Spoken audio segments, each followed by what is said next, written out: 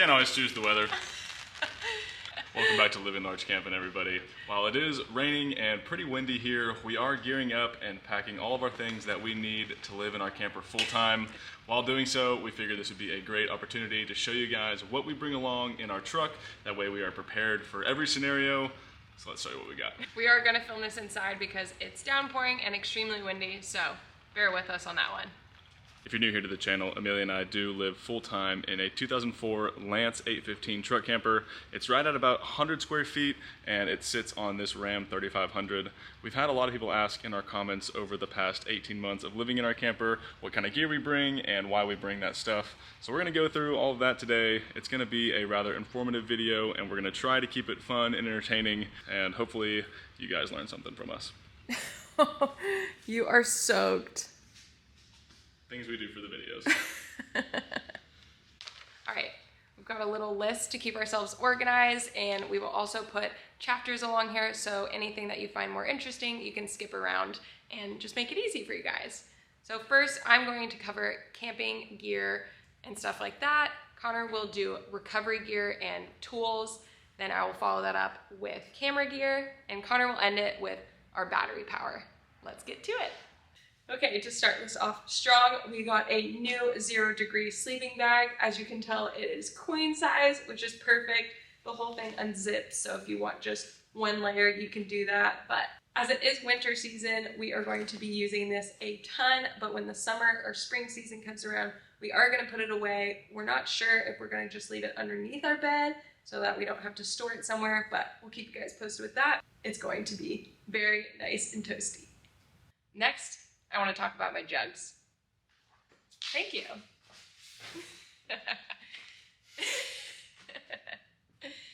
Okay, so as you can tell, we have 2 different water jugs. This one we've used for 4 or 5 years probably. They have been amazing, but we have been having leaking problems. So we got this new one that is 5.3 gallons, where this one is 7, and there is a dispenser.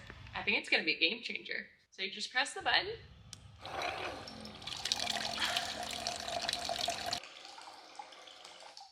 Not bad. I'll take your jugs now. Thank you. The next thing are our camping chairs. We've had them for 2 years, and they are one of the most comfy chairs we have ever had. They have 2 cup holders. It's enough room for Barkley to sit on my lap, which is amazing. And we use these almost every day, and they are extremely durable. So if you're looking for a camping chair, these are pretty nice. For number 4 for camping gear, we are talking about kind of backup fridges. This is an ARB fridge that is a cigarette plug and runs on 60 watts when it is plugged in and running. And this is also a backup cooler that we like to put food in just in case our propane fridge in the camper is not working, which is pretty often in the summertime. So to have a backup like these 2 is amazing. This just sits in our backseat area of the truck, and it is very efficient. We love it. The last 2 that we'll cover are probably one of our most used items. These are our leveling blocks and gloves. I would say do not forget these when you go camping because it makes dumping disgusting. I've dumped twice, if you believe it or not, and it's a lot more sanitary if you have these with you. And leveling blocks. We use this all the time when we are boondocking, dispersed camping, because you're not gonna get level dirt grounds, so these are also a must. That is all we are covering for camping gear. We are going to move on to recovery gear and tools. Connor's gonna talk about those now.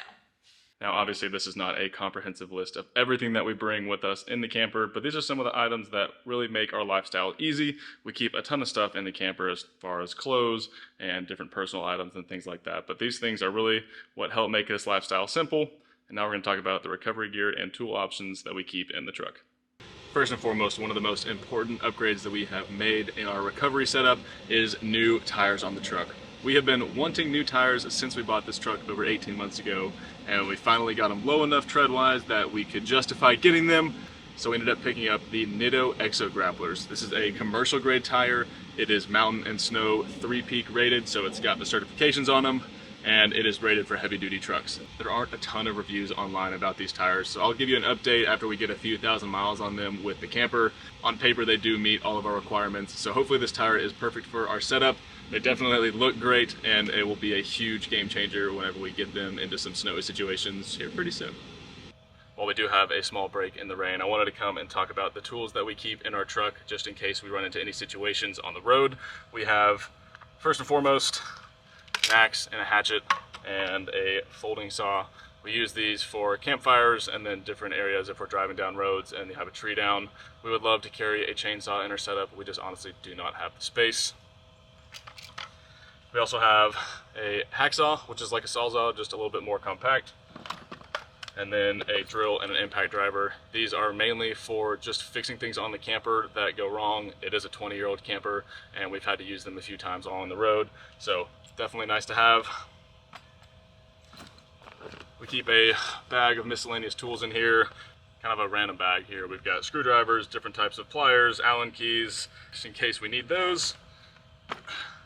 Gloves, of course.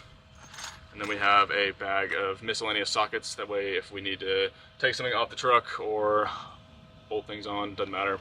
We've got those here. And a bag of straps from various sizes and various weight ratings.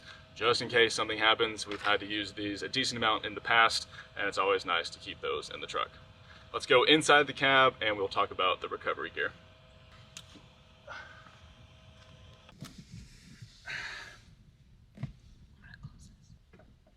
And just to change up the shot, I figured we could go ahead and talk about recovery gear inside the truck because this is where all of this lives. First things first, one thing that we picked up this year instead of jumper cables is a battery jumper box. This is a 2000 amp jumper cable box, and it should have no problem starting the 6.4 Hemi on our truck. It's a great addition to our setup, and hopefully it works out well. I have put a reminder in my phone to make sure that this is charged every couple of weeks. That way, if we get into a situation, we know the battery's full. Hopefully we don't have to use it, but it is in the setup just in case. Now, this is a very heavy truck when the camper is on. We're right at about 11,000 pounds, so we do have a bottle jack with us. Wait, no, that's a bottle of jack. This is an 8-ton bottle jack. It's pretty simple, pretty small. Hopefully we don't have to use this as well, but it should be able to lift the truck if we ever do need to change the tire. Of course, we do have the factory tire jack that came on this truck. We just figured to have something else just in case it doesn't work very well, and who knows, there's lots of uses you can do with this. We also have a tire compressor. This is a Milwaukee tire compressor. Honestly, it's super impressive. Has no problem getting these tires up to 80 PSI, which is what they're rated for, and it's great. We keep an extra drill battery in them, and it just sits underneath this platform, and we can use it for the truck. We can use it for blowing out the lines in the camper, for winterizing it, all kinds of stuff. It's been very impressive, and we love having this in our setup. Of course, always, we do have a first aid kit. We probably have 4 or 5 of these around the camper and the truck. Honestly, you can never have too many of them. It's nothing special in terms of actual severe first aid, but it is just nice to have on board.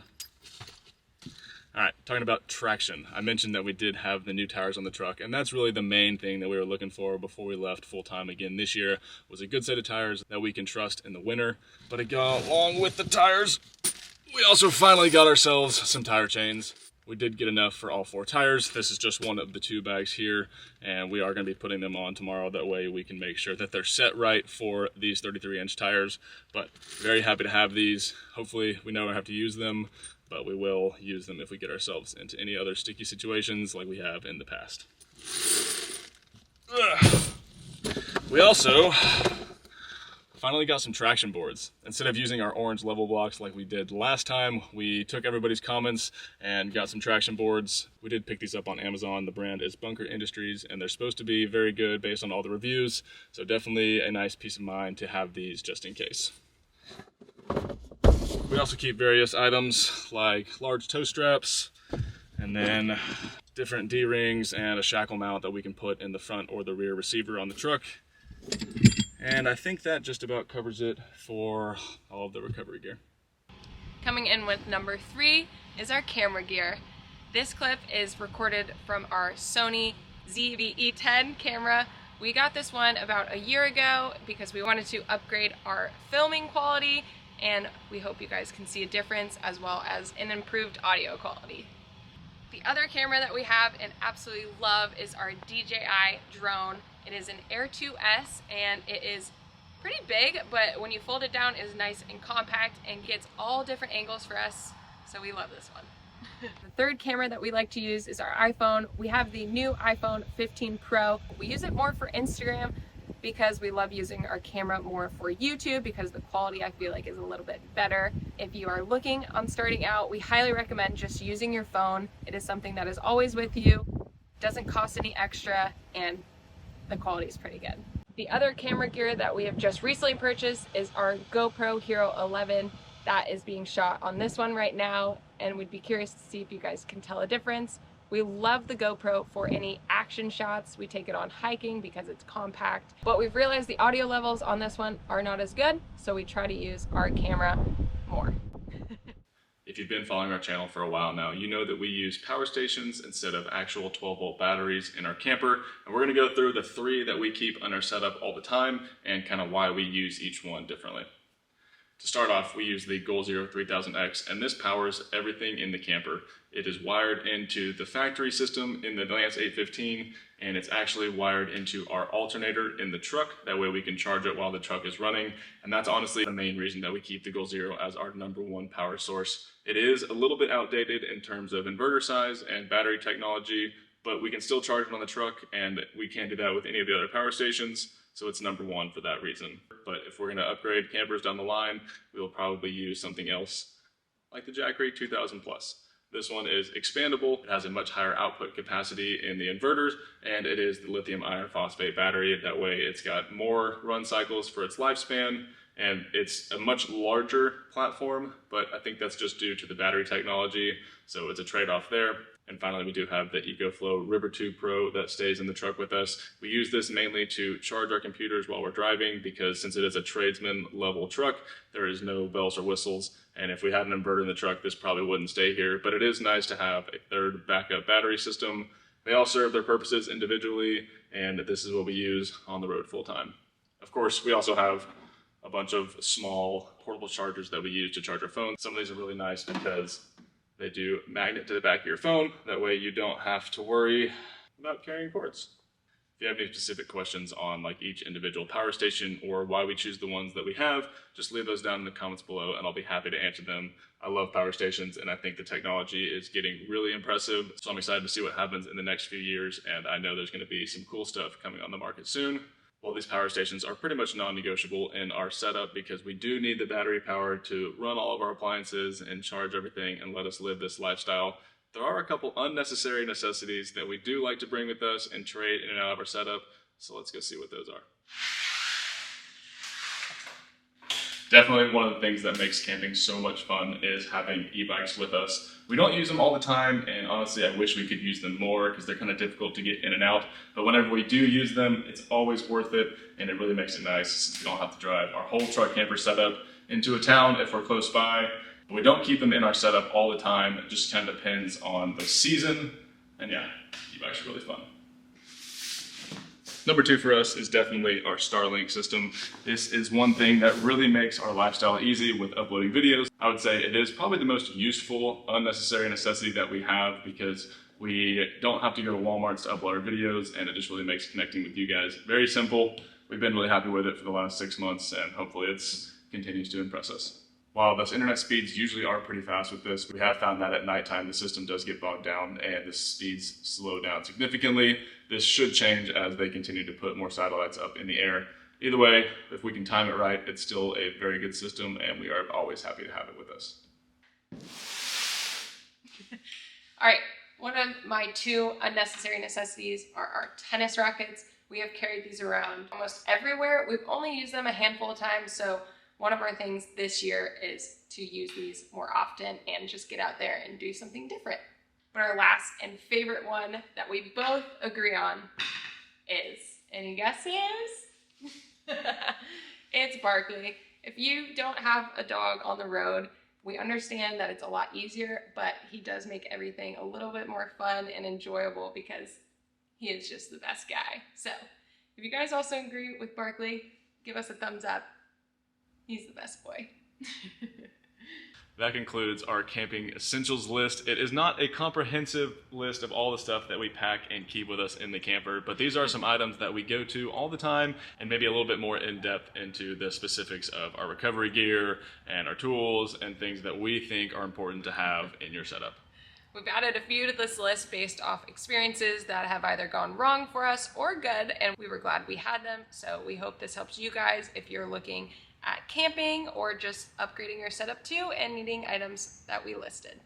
We are getting ready to load all of our stuff back into the camper for our full year of 2024 adventures, and we are so excited to hit the road, but we've got to get busy doing that over these next couple of days. That way we can see you Wednesday on the road. Everything that we have said in this video, we have put them into our Amazon page, so if you guys want easy access to that or want to purchase something, we do get a small commission, so if you do, we want to thank you ahead of time, but we will link that below here as well as in our description below. As always, we are excited to see you guys next week as we will be back on the road full time. Hope you have a large day. We'll see you then. Bye guys!